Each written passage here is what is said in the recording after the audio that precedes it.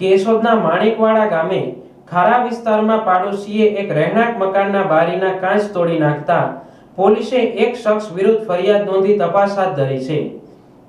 આ અંગે મળતી વિગત મુજબ માણેકવાડા ગામે ખારા વિસ્તારમાં રહેતા હરેશભાઈ બીજલભાઈ મકવાણા અને તેના પત્ની પ્રાઇવેટ વાહન લઈ ચોટીલા દર્શન કરવા જતા હતા। ત્યારે તેઓ ગોંડલ ચોકડીએ પહોંચતા તેમને મોબાઈલ ફોન મારફત જાણ થઈ કે તેના પાડોશમાં રહેતા કાનાભાઈએ તેના મકાનના કાચ તોડી નાખ્યા છે। આ અરસામાં હરેશભાઈની માતા ઘરે હોય, પિતા શાકભાજી વેચવા ગયેલ હતા। પિતાને ઘટનાની જાણ કરી ઘરે પહોંચવા જણાવ્યું હતું અને હરેશભાઈએ જૂનાગઢ પોલીસને જાણ કરી હતી।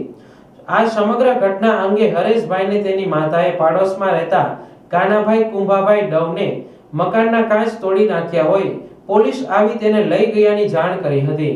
આ ઘટનામાં હરેશભાઈએ ફરિયાદી બની તેના રહેણાંક મકાનના 7 બારીના 18 કાચ અંદાજિત 19,000 ની કિંમતના તોડી નુકસાની કરી હોવાની કાનાભાઈ વિરુદ્ધ ફરિયાદ નોંધાવતા પોલીસે તપાસ હાથ ધરી છે।